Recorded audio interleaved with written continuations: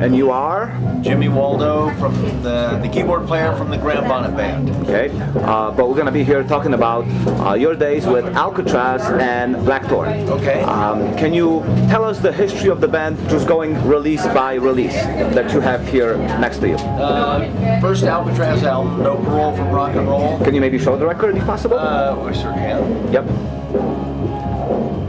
That's the first album, No Parole from Rock and Roll. Perfect, thank you. We made that in Anaheim, California at our record company's recording studio facility and mixed it there.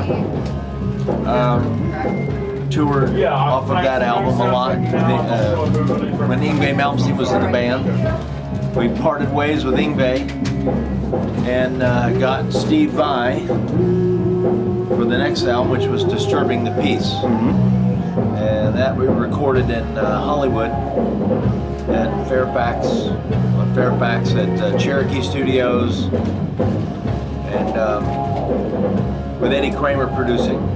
How did things change between working with Yngwie Malmsteen to Steve Vai, artistic-wise? They're pretty different people. I would say so. Yeah. I mean, Yngwie being Swedish and 18 at the time, it was challenging. I mean, Yngwie was new to the business, you know, so it was I think it was a little rough for him to take it all in the way it was. Everything was happening very fast. But all things considered, it went pretty good. We had a lot of fun. We had some rough spots on the road where Yngwie, I think, misunderstood the way things were going to be done or supposed to be done. But generally speaking, we had a really good time with Yngwie. Actually, I mean, I know the rumors are that he was a nightmare and all that stuff, and that's not true. When speaking to Yngwie, he spoke very kindly about his time in Alcatraz a few years back. Yeah, Yngwie and I had a ball. We were goofy. I mean,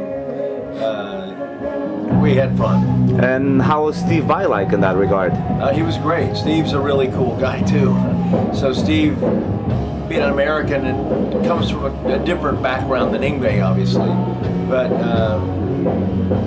you know, you get in a band with people, and if it works musically, then there's a common ground. So all of a sudden, everything's okay. You know what I mean? So Steve, we had a great time with Steve, and Steve and I got to be friends, and we toured, went to Japan, and then toured the States with Steve before he left the band. But that was a good experience. That was great. Again, why didn't that last with Steve? Steve had an offer he couldn't refuse, basically, and we all wished him well. He got an offer with David Lee Roth, and goes without saying that was an amazing offer for him at the time, and a real huge career step for him. And we all understood. I mean, it was disappointing for us to lose him because the band was great with him. The band was really coming into its own. It was great, and we were real proud of the album and everything. So he joined David Lee Roth. But the Alcatraz didn't stop there. There was another release which you want to show Yes. and talk about how things went there. Dangerous Games. That was our third record with the guitarist was Danny Johnson on that one, who was an old friend of mine. And we had talked to several guitar players, and I won't go through the names, but some guys that you would recognize. And they couldn't do the gig. They would have been perfect for it. The timing was wrong. They were with other projects, touring, whatever, were interested, but just didn't work out. So Danny, I ran into Danny, and Danny came over and played, and it seemed like a good fit. You know, different kind of guitar player, different direction, writing-wise, and everything. But it was good. Danny's a cool guy. It all turned out good. At the end of the day, Alcatraz broke up after that last album. Yes. And again, I asked Graham that, and I'm going to ask you that question again. You guys had everything going for you. Good songs, great guitar players, ideal time in the 80s. Why didn't it work for Alcatraz?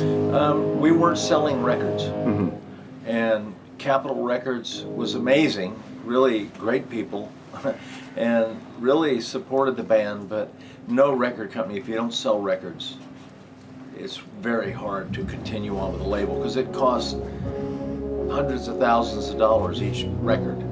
So it adds up very quickly with label. So they couldn't keep spending the money and taking a chance with us because we weren't selling records.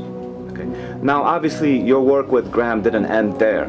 You came back in the early 90s as Blackthorn. Yes. Can you maybe show the Blackthorn albums and say a few things about those? Yes. Yeah. Graham and I had talked. He was in Australia, and he said he really wanted to do something again. So I said, yeah, that'd be great, love to. At the same time, just totally coincidental, I was an old friend of mine, Bob Kulick, who I knew from New York, lived in LA, and Bob and I had been talking about trying to do something. So I mentioned to Bob that, hey, Graham wants to come back from Australia. Bob loved Graham's voice and was a fan of Graham's. So I said, well, why don't you and I and Graham do something? So Bob and I, Graham got here from Australia, got to LA from Australia, and we started writing immediately. And basically put that album together. I had worked with Frankie Manelli and Chuck Wright before, and so had Bob, and so had Graham actually. So they were a good fit for a bass player and a drummer. So it worked great. Now, obviously, it was a really good band, but maybe the times were not the best. The 90s, the grunge, limited options for a classic rock band. It didn't last. You just said it right there. It was we did well in Japan.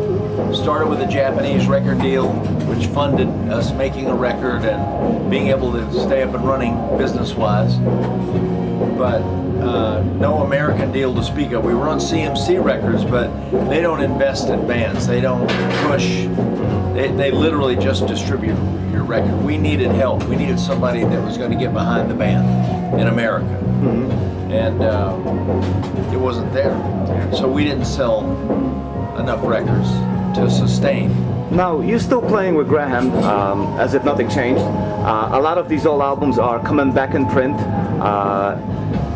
Really fantastic looking reissues. Do you think people will get a chance to rediscover that music again? Yeah, well, I think it's great. We're excited because we play Alcatraz in the set. We do a lot of Alcatraz stuff. So it's fun for me to know that not only to play the music again, but also to know that the people can buy the records again.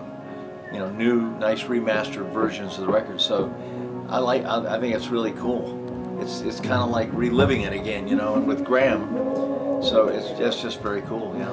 And since you have such a long association with Graham, what's the best thing about working with him? He's what I call the real deal. Like, Graham doesn't think about writing a song for the radio or Graham writes from the heart. He just writes what he feels. And ultimately that's the best way to do a record or write songs. I mean, we know genre-wise what we are. And Graham knows what he does best. But Graham writes what he feels, lyrically, melodically, musically, picks up a guitar, he plays, changes. He feels where that's all going. We don't have to talk about it like, oh, well, it needs to sound like this or like this, you know. So that's my favorite thing about Graham, besides his voice, which goes without saying, but is that his ability just, he's not intimidated by anything or anybody, and he's not influenced really by any, you know, what's going on today or what's modern or what's not. He just does what feels good to him. And when we work together, that's what we do. We write. We just, Conrad O and I and Graham and Bethany, and when we put stuff together, it's just whatever is natural. And Graham just feels it. We don't have, like I said, it's not a big, we don't have to talk about it. We just feel it. Thank you. Yes.